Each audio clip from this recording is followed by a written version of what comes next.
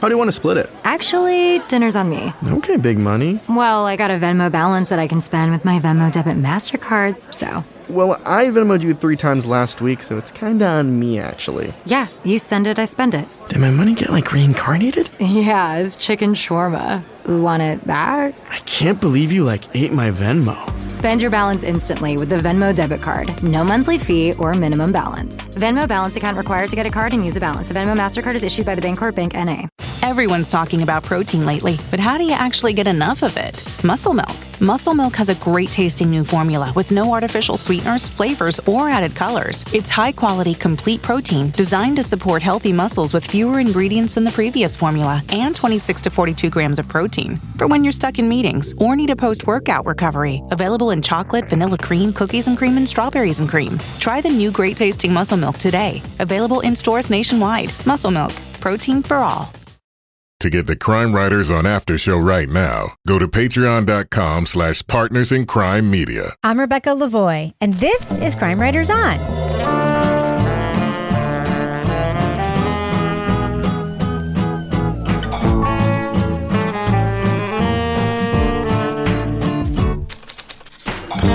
Crime Writers On is the original true crime review podcast that digs into true crime, pop culture, other podcasts.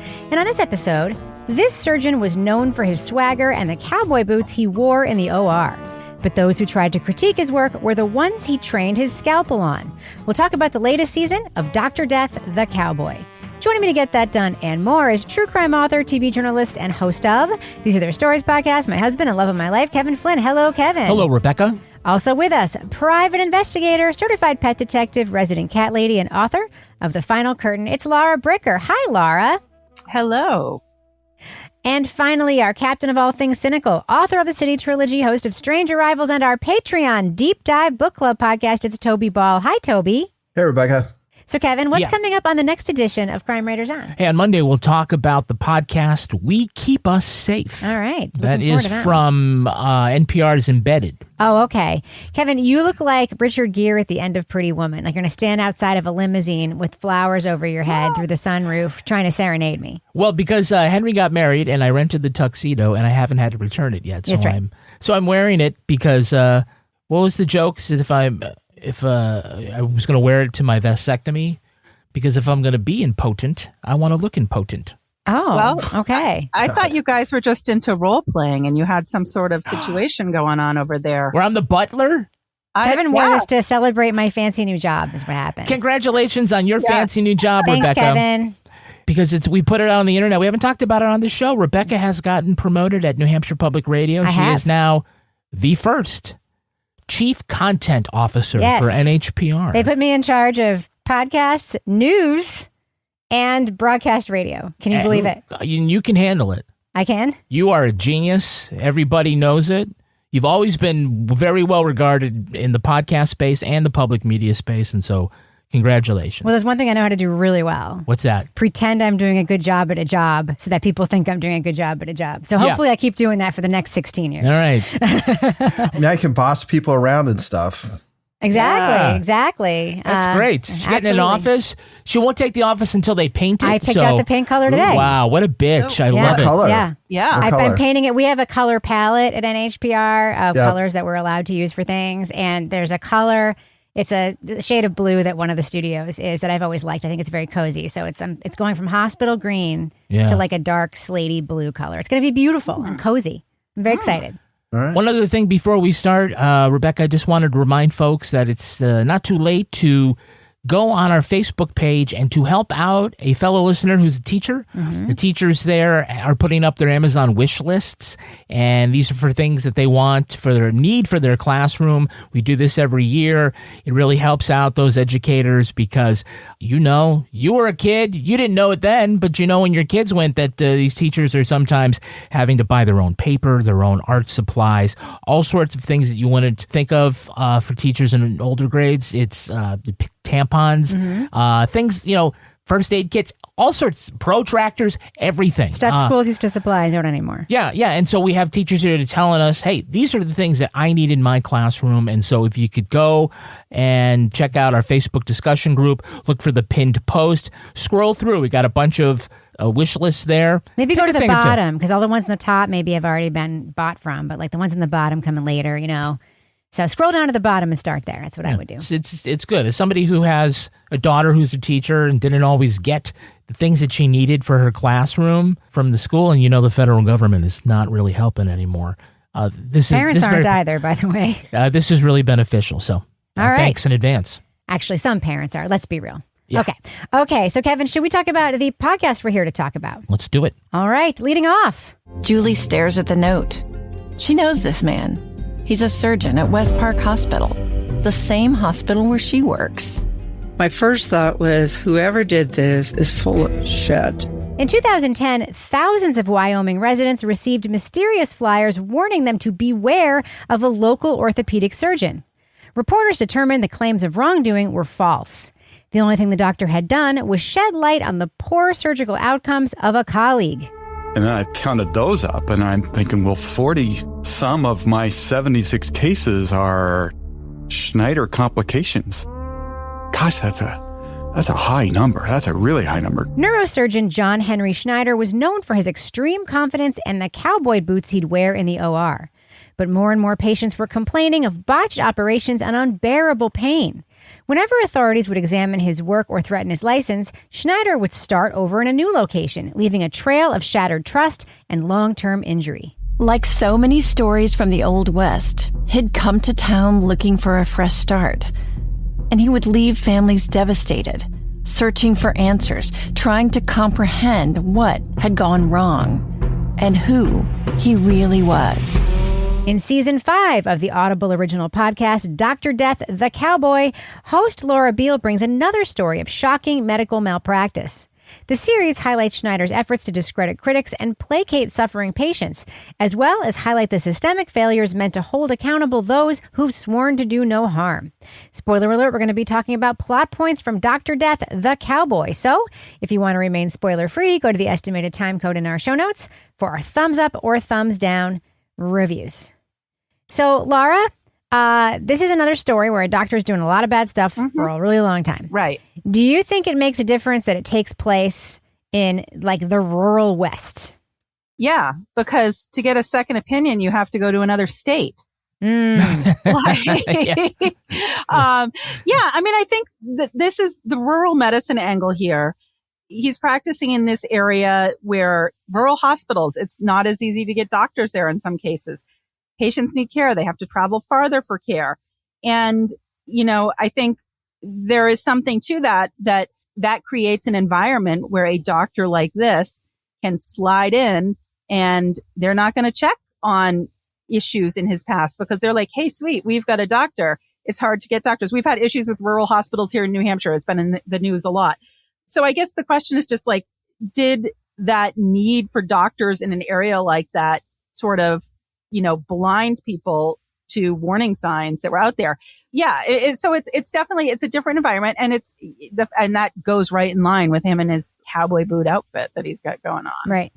It's interesting, Toby, because we heard very briefly in the podcast that having a neurosurgeon on staff can really up a hospital's profits.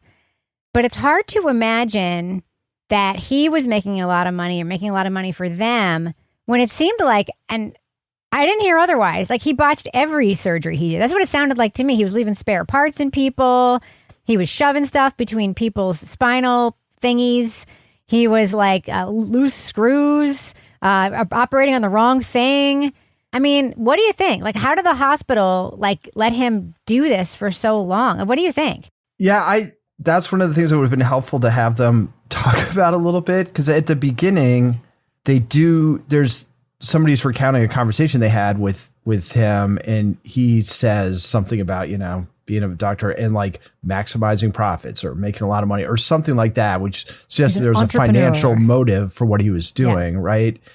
And how that ends up with what he actually does was not totally clear to me. Like, how does botching a bunch of surgeries end up making you more money? Is it that you're somehow getting some extra screws that you just kind of toss in there? Is that somehow those extra screws are making more? It just wasn't clear to me. It seemed like just doing a good job and having more people hear about you and what a good job you're doing and coming and seeking you out to do surgeries rather than completely fucking them all up and getting a bad reputation would have been a more effective choice. And you never really get a sense like, is he just bad at being a doctor like the doctor in the first season of Dr. Death and is just a hack and just doesn't know what he's doing? Or is there something else going on?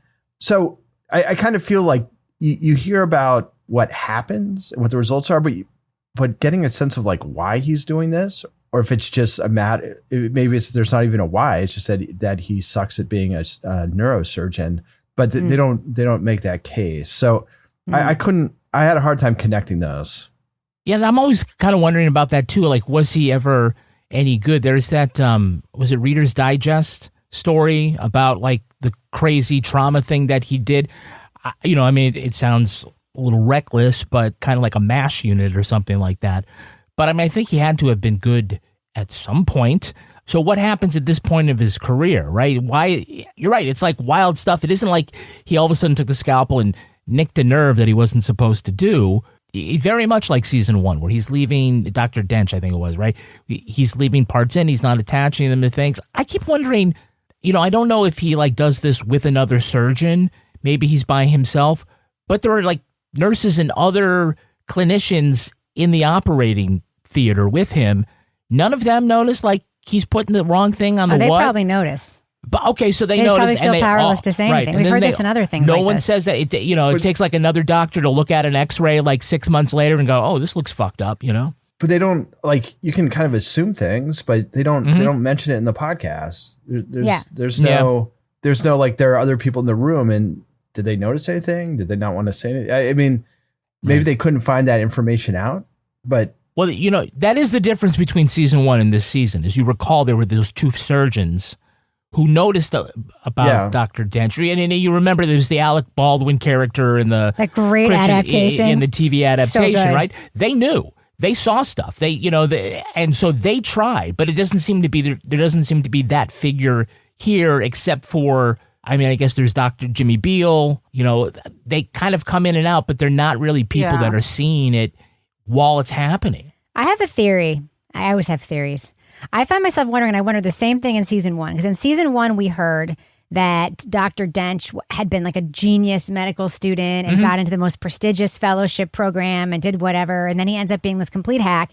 We kind of have the same story with this guy, right? He has this like meteoric rise. Everybody really respects him. He's going to be like an Air Force pilot or something. He's doing all this stuff. He saves that woman who had the horrible accident on the road or whatever. And then he sucks. And I always wonder, like, is there cognitive decline here? Did something happen to his brain that made him believe he still had all the skills and just made him actually unable to execute any of those skills? No, I think he's a mad narcissist. I mean, I think he's just like, he's a narcissist in a position where there's nobody to check him. So he just continues to grow into this godlike persona with no checks and balances. I've season 1, if I'm remembering right, there's this whole thing about how he didn't actually do very much hands-on stuff in hospitals. Like he kind of through, different circumstances and maybe some intentionality, just didn't end up doing the residency and stuff that he was supposed to do. So he kind of showed up without that kind of experience. And that was part of the problem. That's right. He got by in charisma, I think they said, right? Yeah. Whereas in this one, you don't really, you never do find out like what his story is. And maybe I like the whole time I was like, oh, okay, this guy's got to be doing coke, but they don't talk about it. Maybe he was. But it seemed like that was a possibility. That sounds absolutely right. And to answer your earlier question, yes, he was leaving additional parts in there because each screw was like $1,000 or something, right? So he was the more parts he used, the more profit he made. Like IKEA, for fuck's sake. I know. Except IKEA usually gives you one fewer screw than you need, not more screws than you need. Was he using a little Allen wrench when he was inserting those things? Yeah. Can you imagine? Like, that's why it takes 5 hours. So, Laura, don't we want to some extent? Now, I think things have shifted a little bit, okay?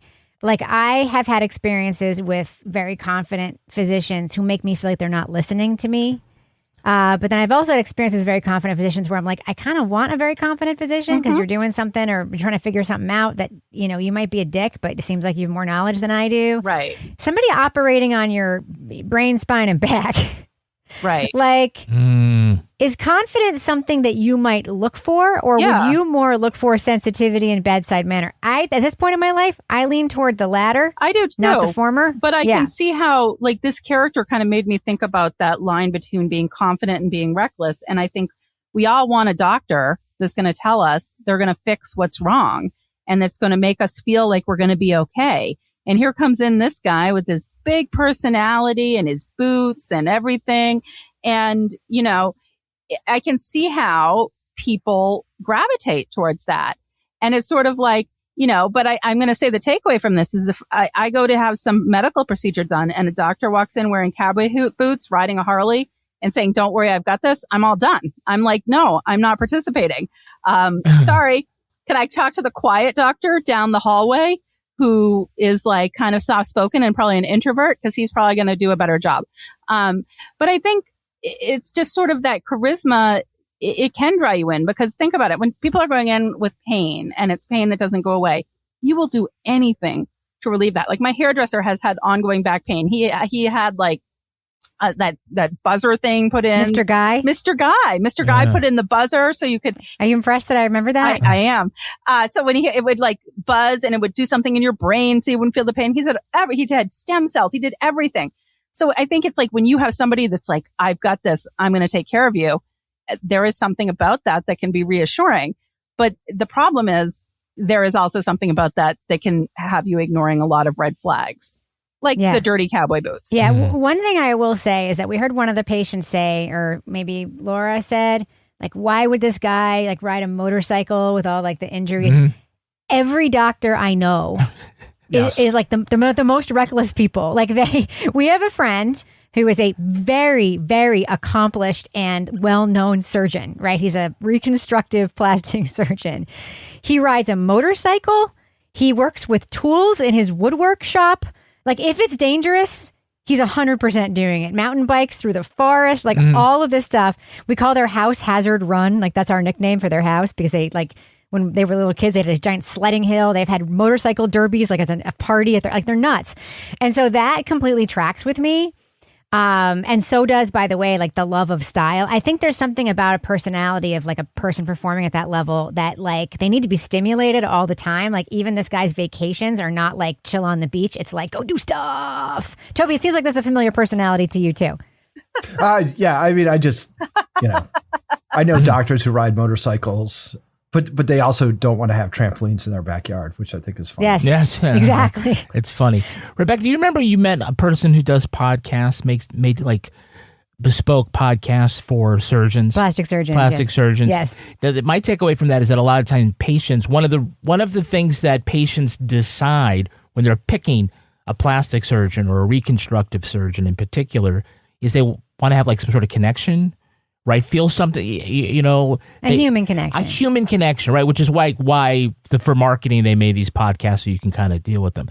And so I think in a lot of ways that, Laura, when you are in pain or you have something, you need a surgeon, you really want to have a connection to that person because in one way they're your savior, right? And it's hard. There are almost no resources to really judge that. Somebody is the chief of whatever at some department, but you don't know how would anybody know this guy's leaving screws in people? You can look up and see they've had complaints, but no one thinks to do that. But that's one further step, the complaint, as opposed to just to get to the complaint. Is the system is not set up for that. People are disincentivized by socially, professionally, and then also financially, structurally, all the other stuff. Some people don't want to say shit about the doctor because, he's going to steal your pen. Oh, I love that lady. That nurse. What a fucking great story that was. I said, "Excuse me, why did you take my chair?" And he said, "Well, I needed it. You weren't using it." I said, "Yes, I was. I just stood up to get a piece of paper. And I need it now so I can finish putting my strips on." He says, no, you can use it when I get done. You're going to steal your pen and not give it back because you're such a jerk. I love that. But we are not jerks at Patreon. We give you all sorts of exclusive stuff. It's a business section. Each month, we are giving you 20 plus podcasts. What? 20 plus podcasts. Are we giving too much for too little? No, we are not. I mean, maybe we are, but we don't care. We're altruistic that way. These things, when you go to patreon.com/Partners in Crime Media, include podcasts like the Crime Writers on After Show, Toby Ball's Deep Dive Book Club podcast. Toby is, with his panel, just talked about Murderland. You can listen to that discussion. We have the advice podcast, Married with Podcast, in which we discuss problems like how more than one listener reported this, that their ex's new partner keeps ruining the ex's relationship with the children. What to do about it. Wow. We have the Something's Off True Crime podcast with Rebecca and Mel Barrett. They're always looking at the latest true crime stories. And if you join us at the Bricker scale level, you'll also get Leave It to Bricker, Laura Bricker's exclusive podcast in which she solves mysteries, or at least mysteries to her, in her quaint AF town of Exeter, New Hampshire. And Laura, you have been dealing with crisis at the condo board. Oh, I love it. Chaos at the condo board. I was just out front today talking to one of my elderly neighbors down the way about some operations of surveillance we're going to be doing. This is like a Dan Taberski podcast. This is part 2 of this thing. I love that cliffhanger from episode 1. Well, which was that whoa. I got to tell you, Are you going to spoil it? Don't spoil it. I'm going to give you a hint. My elderly neighbor had just come back from the parental home of the mole in the operation. Oh, because there is a mole. And Laura Bricker gets to the bottom of it. If you join us at the Let's Do What We Do level, you get episodes of Crime Writers on early and ad-free. And if you're a deep diver, you get all that. Plus, you get to be official sponsors of Toby Ball's Deep Dive Book Club podcast. Toby, the last book that you guys talked about in the upcoming episode will be The Tragedy of True Crime by John L. Lennon. And I put the L in there because I want people freaking out thinking that John Lennon from the Beatles wrote a true crime book. He didn't? But tell us about your panel. Imagine if he did. See what I did there? Oh, my God. Happiness is a warm gun, Rebecca. Okay. I was about to say, imagine if he had written that. Bridget Keown and Deb Shutika were my guests. Right. What did you think of the book? I thought, it's an interesting book. I thought some of it was good, and I thought some of it made some claims that were debatable, to say the least. But that's what makes for a fun book discussion. All right. Yeah. Another way to support this podcast is to join us on Amazon. When you go to Amazon, go to our storefront where you can see some of our favorite things. Rebecca, what are this week's Amazon recommendations? Well, Kevin, I love buying sunscreen on Amazon. You know why? Because Amazon can generate FSA receipts for you. Did you know that? Oh, for your FSA. You can literally just be like, let's every item I bought for my maybe FSA, and they'll just send you those. It's awesome.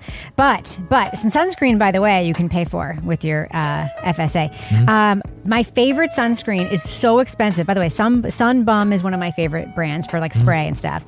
My favorite sunscreen is called Super Goop. It's super expensive. It's like $40 for a little thing, but it's this clear, invisible light sunscreen used on your face. There's a dupe for it made by Trader Joe's called Trader Joe's Daily Facial Sunscreen Broad Spectrum Gel Formula. Yeah. It's $18 on Amazon. Check it out. It is an amazing dupe if you're a Super Goop fan, and you can get it on Amazon. And Toby, what are your listener-inspired Toby Ball's deep cut recommendations?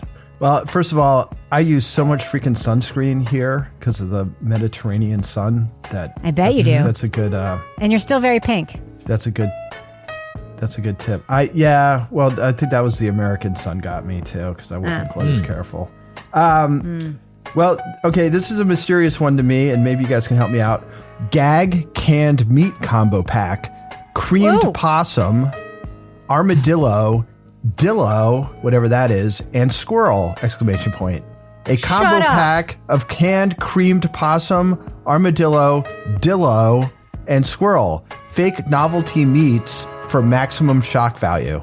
Only $24. Fake novelty meats? Fake? You sure? Novelty meats. That's what it says. Fake novelty meats. That's nasty. What is dillo? Isn't that it's like armadillo, but it's just armadillo. I don't know. you have armadillo, and it's like you have possum and a possum. Anyway, I don't know. Yeah. I think it's like you have broccoli and broccolini. It's very close. Yes. All right. By the way, both possum and opossum are acceptable. I know. Both usable words. I know. It's pretty I feel like armadillo and dillo are both acceptable, although I've never heard anybody say dillo before. I don't know. Have we done this one before? Brondell L60EW Luma Warm Heated Nightlight Elongated Toilet Seat in white? No. It's a heated toilet seat with a glowing blue nightlight. That is not what that doesn't sound that great. Luxury for your most private moments. We have that. You do with the nightlight on it?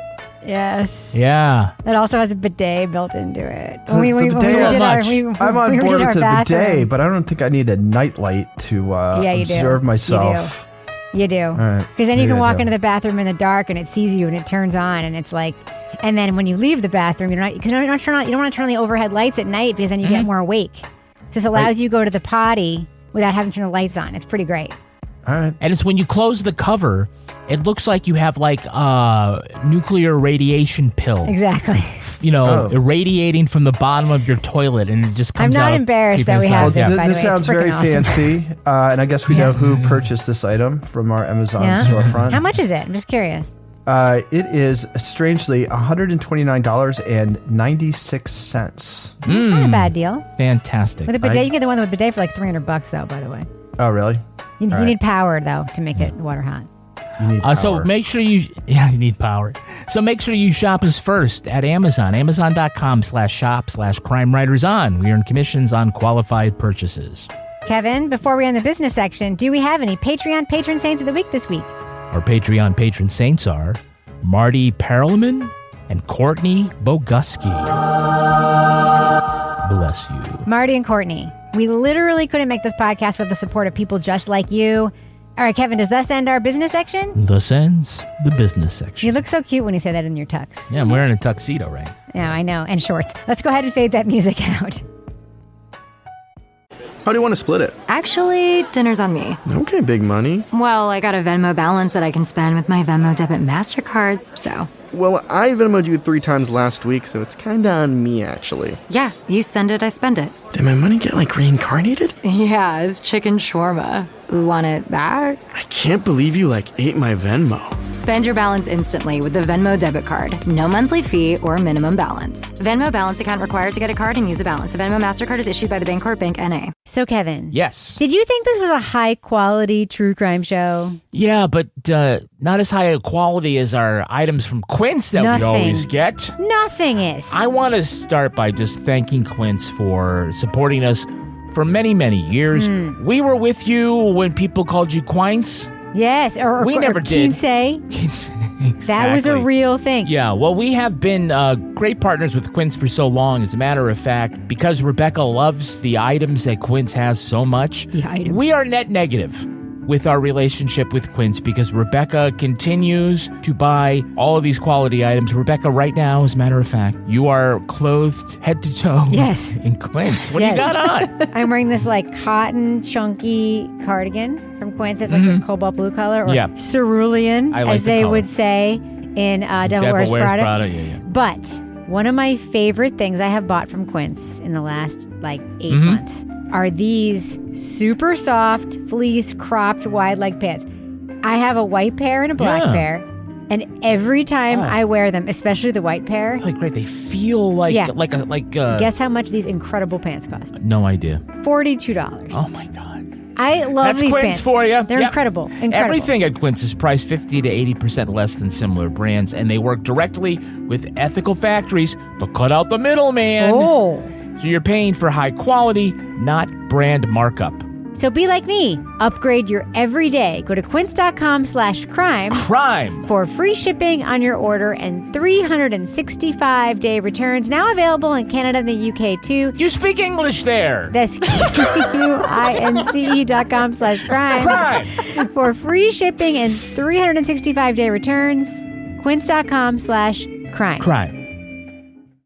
Everyone's talking about protein lately, but how do you actually get enough of it? Muscle Milk. Muscle Milk has a great tasting new formula with no artificial sweeteners, flavors, or added colors. It's high quality, complete protein designed to support healthy muscles with fewer ingredients than the previous formula and 26 to 42 grams of protein. For when you're stuck in meetings or need a post-workout recovery. Available in chocolate, vanilla cream, cookies and cream, and strawberries and cream. Try the new great tasting Muscle Milk today. Available in stores nationwide. Muscle Milk. Protein for all.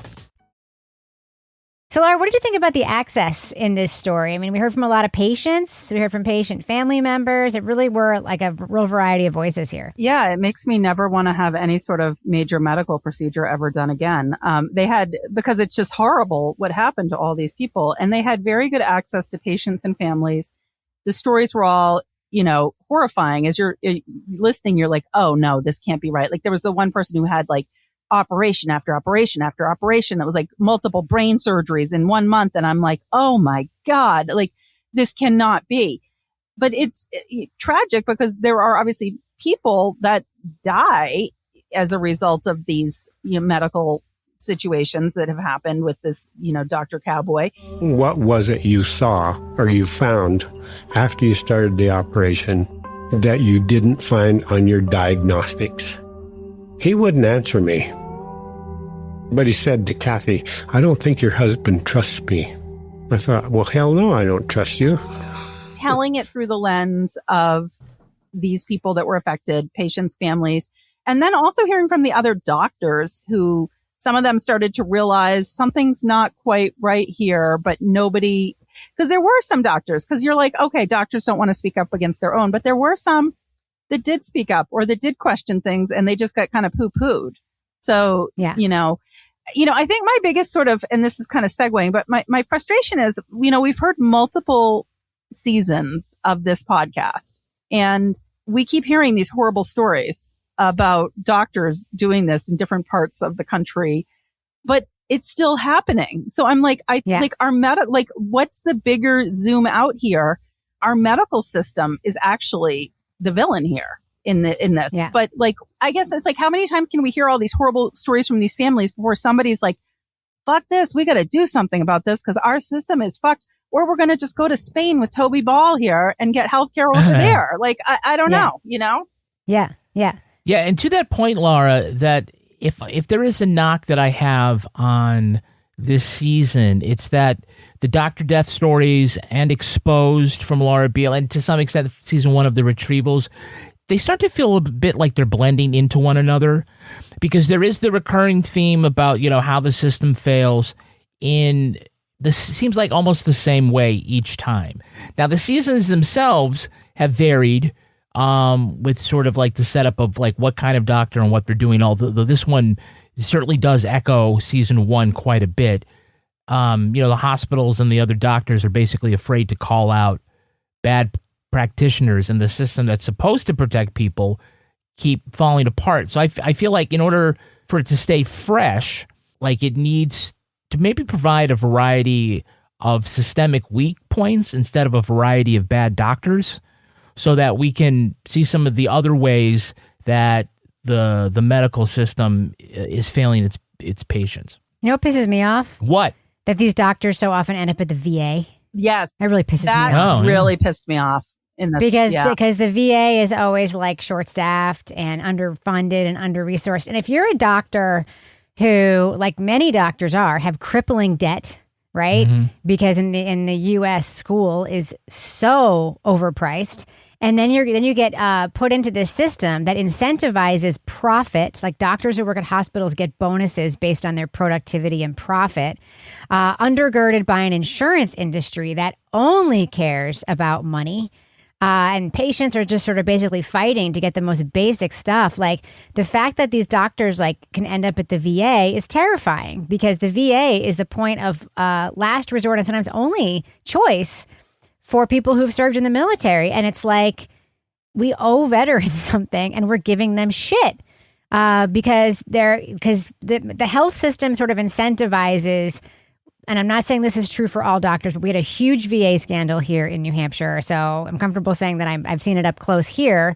It incentivizes the not great providers it gives them a place to go. Right. And, it sucks. It completely sucks. And it really bums me out. And that's the part of the podcast that I found the most infuriating. And I think that could have been like the opening of the show was like, a veteran, like going in and getting treatment and finding all this stuff out. But I did like the opening of the show. I like the opening too. It was fine. With the sort flyer? of misdirection. Yeah, with the flyer that you think it's Dr. Death. is what this flyer's about, and it's not. But it's like Dr. Death is behind it. It's the Dr. Beth narc. Yeah, Dr. Julie opens it up to find a photo of a man staring back at her.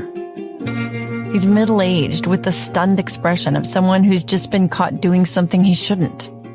It's a police mugshot. And then, above, in big bold letters, the word alert. I liked that device to start the story. I thought it was different. That guy went in for a brain tumor operation and he didn't even touch the brain tumor. Jesus Christ. Imagine having a surgery performed on your brain. It's going to be like 4 operations. Yes, and then finding out that like nothing, he just went in and monkeyed around in your brain. Well, and what was Horrible. maddening on that VA part, Rebecca, when they went and actually talked to them to get an explanation of why they hired this guy when his license had been suspended already and they knew that. And they're like, oh, well, he had an explanation. And I'm like, why is that even getting through? Why? You mean that terrible letter he wrote? Why are you even hiring somebody when their license is suspended? Like, but his state. license wasn't suspended in 2 states. It was being reviewed or something. I think it was suspended at one point when it went, but either way, it felt like that it was just like ridiculous. They were like, it was disgruntled colleagues and disgruntled patients. He had multiple malpractice suits against him. Yeah. Yeah. That he was funding his own malpractice insurance.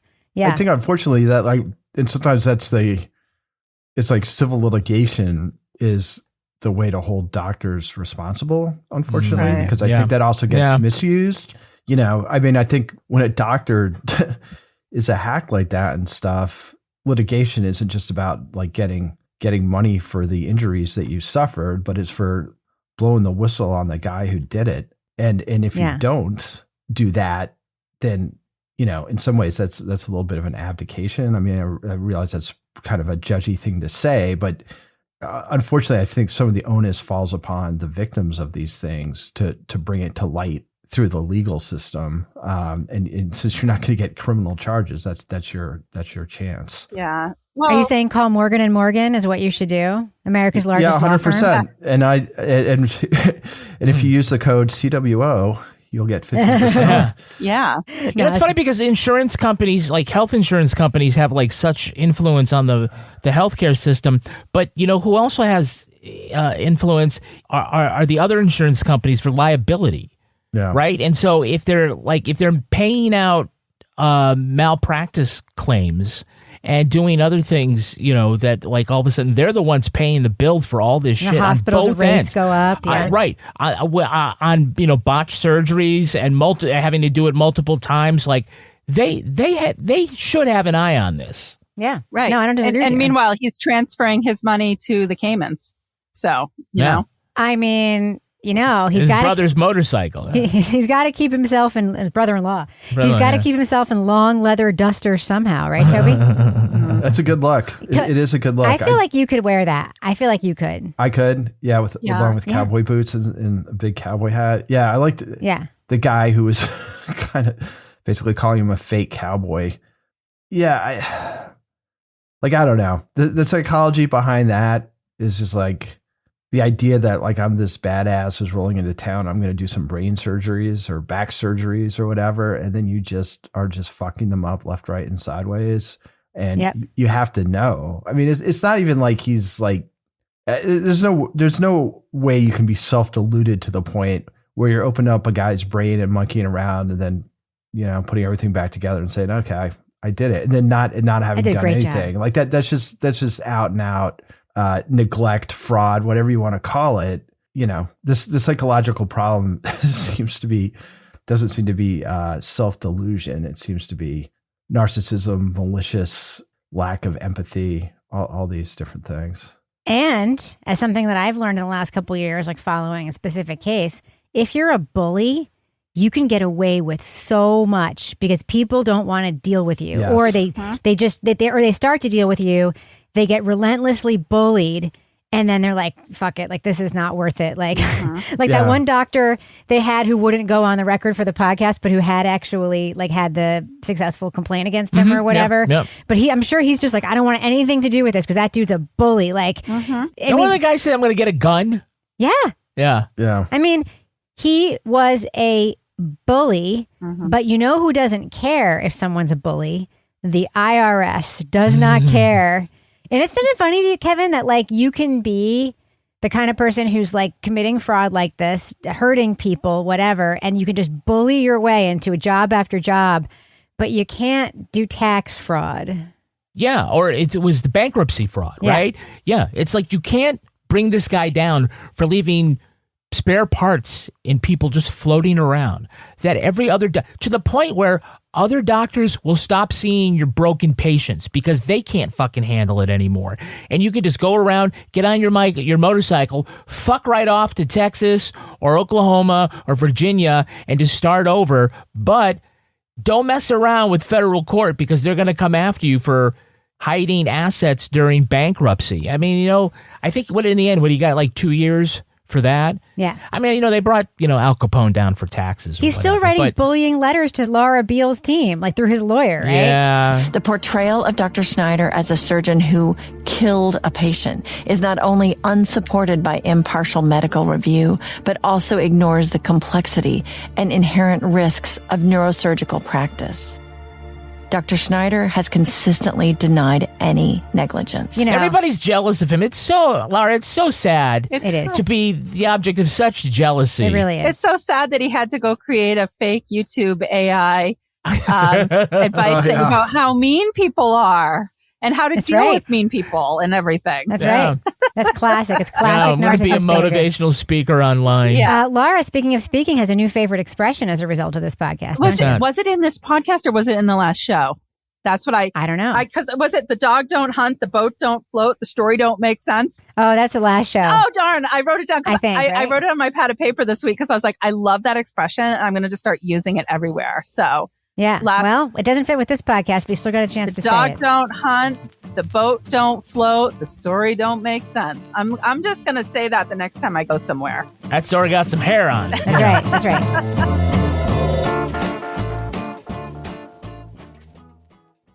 How do you want to split it? Actually, dinner's on me. Okay, big money. Well, I got a Venmo balance that I can spend with my Venmo debit MasterCard, so. Well, I Venmo'd you 3 times last week, so it's kinda on me, actually. Yeah, you send it, I spend it. Did my money get, reincarnated? Yeah, it's chicken shawarma. Want it back? I can't believe you, ate my Venmo. Spend your balance instantly with the Venmo debit card. No monthly fee or minimum balance. Venmo balance account required to get a card and use a balance. The Venmo MasterCard is issued by the Bancorp Bank, N.A. Everyone's talking about protein lately, but how do you actually get enough of it? Muscle Milk. Muscle Milk has a great tasting new formula with no artificial sweeteners, flavors, or added colors. It's high quality, complete protein designed to support healthy muscles with fewer ingredients than the previous formula and 26 to 42 grams of protein. For when you're stuck in meetings or need a post-workout recovery. Available in chocolate, vanilla cream, cookies and cream, and strawberries and cream. Try the new great tasting Muscle Milk today. Available in stores nationwide. Muscle Milk. Protein for all. Avoiding your unfinished home projects because you're not sure where to start? Thumbtack knows homes, so you don't have to. Don't know the difference between matte paint finish and satin? Or what that clunking sound from your dryer is? With Thumbtack, you don't have to be a home pro. You just have to hire one. You can hire top-rated pros, see price estimates, and read reviews, all on the app. Download today. Spring nights can't decide if they're hot or cold, and neither can you two. The Pod by 8 Sleep is a smart mattress cover with dual temperature zones. So one side of the bed stays cool, while the other stays warm. Autopilot adjusts automatically as you sleep, and it's clinically proven to boost deep sleep by 27%. Better sleep for both of you, no compromise needed. Try the Pod by 8 Sleep at 8sleep.com. All right, let's do what we do. Let's let our listeners know, should they check out Season 5 of Dr. Death, the Cowboy? Laura Bricker, thumbs up or thumbs down for this season of Dr. Death? Yeah, so I'm going to go mild thumbs up with this. And so the thing is, this is a very well-made podcast. Laura Beil is a very engaging host. She is able to host and narrate in a way that you can kind of almost envision her raising her eyebrows, and here's another little bit of information as she's telling the story. We have access to lots of good people in this.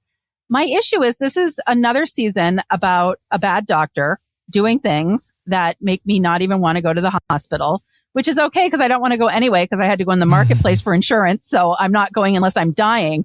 But I think my question is, there's a bigger story here. And at what point is the Dr. Death sort of, I don't want to call it the franchise, the Dr. Death podcast. It is a franchise. The Dr. Death franchise going to segue into telling the bigger story, which is like, how do these people move between different states? We had a huge case here in my town of Exeter with this medical assistant that was diverting drugs from patients and had been kicked. It's like everybody just passes their trash and doesn't share.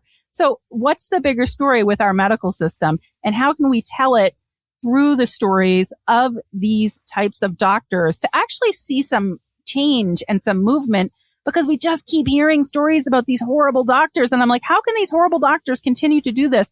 We know there's good doctors out there. These horrible ones really give me a bad taste about our system of medicine here in the country. But I feel like there's a bigger story to be told that can use these type of anecdotes in a way that could advance this to get some change. So I'm mild thumbs up. It's well done. It's a great podcast. I just feel like after so many seasons, I'd like to see maybe something a little bit different in the approach. Toby, thumbs up or thumbs down for Dr. Death Season 5, The Cowboy?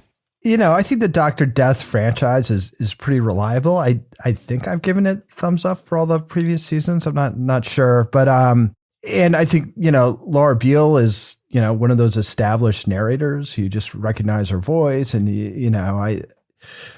but I think I'm a thumbs sideways on this. If this had been the first season of Dr. Death, and so we weren't familiar with these kinds of stories as much as we are now, I would probably feel differently.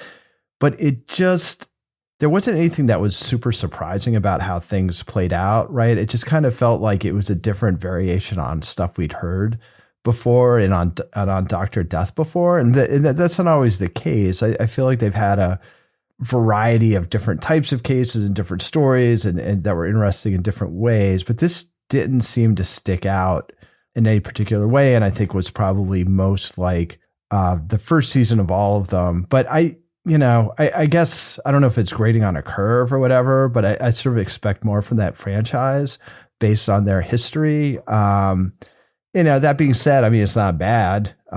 They've got good interviews. The story is kind of crazy and all that, but I think the standard that the franchise has set, I just don't feel like this kind of meets it. So anyway, I'm a thumb sideways. Kevin Flynn. Yeah, I'm a mild thumbs up on this. Do you guys know what they call the guy who finished last at his medical school class? Doctor. Yeah, that's what you call him, and that's what we see here. It's this is a solid entry into the Dr. Death series. It's it's remarkably true to its roots. Laura Beil is a great host. She didn't do a lot of the primary reporting in this one like she did for season 1. When she lends her voice to it, it certainly does feel like the real deal. I agree that we are hearing echoes of previous seasons, and so while this remains interesting and it's an important topic, I would like them to stretch into maybe reverse engineering these themes, where instead of finding us some doctors committing malpractice and then looking at the ways that the system failed, I'd like them to start looking at issues about how the system fails and work backwards to find examples of that. I think that will make for a way to keep this fresh.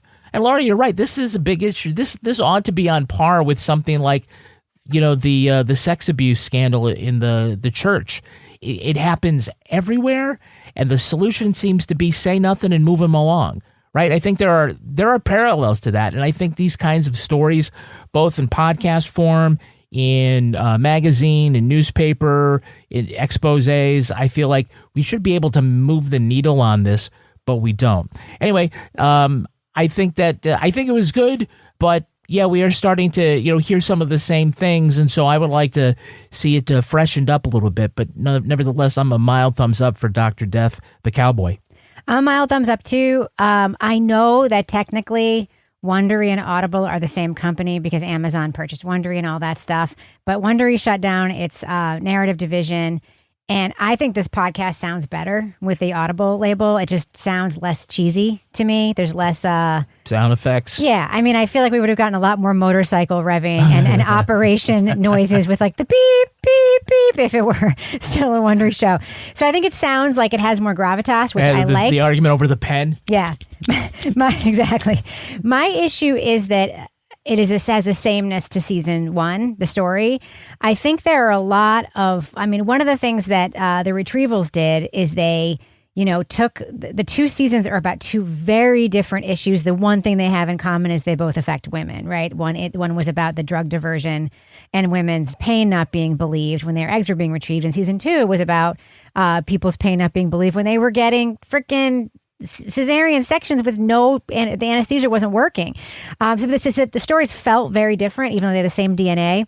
And I think that there are plenty of stories out there that would share the DNA of this, but be more complex or take us down a different road. Like one of the things I've been thinking about is there a mental health season of Dr. Death? I've been thinking about that a lot as I've been like watching the Lindsay Clancy case unfold, over prescribing, bad therapists or bad psychiatrists, or just like a different, for lack of a better word, a different body part, dentists. I don't know. But I just feel like there's a sameness here. Dr. Death, dentist? I don't know. People get infections in their mouths. Who knows? But I do feel like there's a sameness here, that focusing on a different kind of medicine or focusing on perhaps a different sector of the medical field, like this, ventured into the VA a little bit, which I liked. That's what I would do to freshen this up, because it just does feel a little bit unfresh to me, even though it sounds, in my opinion, a lot less cheesy. All right, now it's time for my favorite part of the podcast, a little something I like to call the Crime of the Week. In an ending that should surprise no one, a man who trained by taking steroids, drinking heavily, and not lifting weights did not win the bodybuilding contest he entered. Peter Mossfield is the online influencer behind Booze Bag Fitness.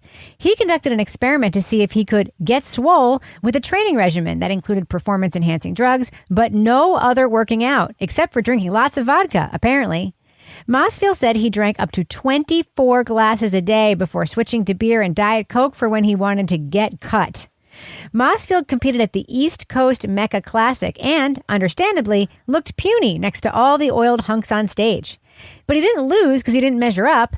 Mossfield left the contest to drink more vodka, lost track of time, and missed the rest of the competition. The lesson of this experiment may be that steroids and liquor may not make you buff, but it will make you forgetful.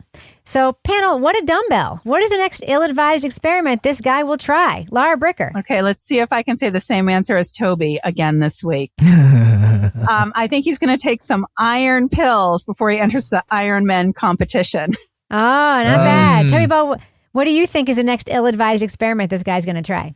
I was to see if he can graduate from college just drinking beer, smoking weed, and skipping class. Yeah. What about you, Kevin? Yeah, he's going to be drinking a lot of bacon fat and then running a marathon. Oh, that sounds right. All right, that's going to do it for us. But before we go, Laura Bricker, do we have a cat of the week this week? This comes to us from Bethany Everson-Naw, who humbly nominates Jackie the Eagle. Oh, Jackie, R.I.P. as cat of the week. So for those who don't know, Jackie became an international internet sensation along with her mate Shadow during the Eagle Cam. And a lot of people watched during COVID and before that. And my grandmother often, when she was still alive in her nursing home, she would go down to the resident computer and she would be enthralled by the Eagle Cam. So it was something that I always had kind of a soft spot for. So I guess Jackie got ill in July and was found on the ground on the shore of Big Bear Lake after an altercation with 2 younger eagles. She was rescued, transported to a raptor center, where they found that she had, issues that were not going to survive. So that is that. Heartbroken fans around the world are sending tributes out. I love having a different animal like the eagle because we have 2 eagles in Exeter that I sometimes see when I'm walking around town down on Swayze Parkway. They're so big. Yeah. They're so big. Yeah. And they're out there. And so, R.I.P. Jackie, come to Exeter next. We need the Exeter Eagle Cam to fill the void. Where I walk sometimes, they have blue herons and we have bald eagles. And the bald eagles are bigger than the blue herons. They're so freaking big. It's unbelievable. Yeah. They have like 7-foot wingspans. It's ridiculous. I'm actually disappointed, though, that Bethany didn't send in that shark that pulled that guy underwater in Maine. I saw dude. That was He's wild. fine, by the way. I saw him on the news He's fine. this morning. Yeah. The shark or the man? The shark is... Yeah. Oh, man. Okay. All right, Laura Bricker, folks want to reach out to you and submit any kind of animal or animal story to be Cat of the Week. How can they find you online? You can find me at Laura Bricker on Instagram and Blue Sky. What about you, Toby? How can you be found? At TobyBall603 on Instagram. What about you, Kevin? I'm at Kevin P. Flynn. Follow me everywhere, yes, even X, at Reb Lavoie. Follow the show everywhere at Crime Writers On. And join our official Facebook discussion group. You can buy something for a teacher and hang out with us. Get everything we make on Patreon at patreon.com/Partners in Crime Media. Support the show by joining us on Patreon. Our theme song was composed and performed by Tyler Gibbons. The executive producer and editor of this show is Kevin Flynn. This show was recorded in the Caitlin Rogers Project Studio, also known as Studio C, the Closet, in our New Hampshire basement, where we also get into fights over who took our pen. Felt tip. On behalf of all the crime writers, thanks so much for listening. We will catch you later. Yeah, because Henry got married this weekend, and I rented the tuxedo, and I haven't had to return it yet. Didn't he get married last weekend? Did I say this weekend? Yes. Okay, well, let me say it differently. Because it was like, it's going to be 2 weekends from now. Yeah. Oh, you're right. Yeah. That's right. It's 2 weekends from now.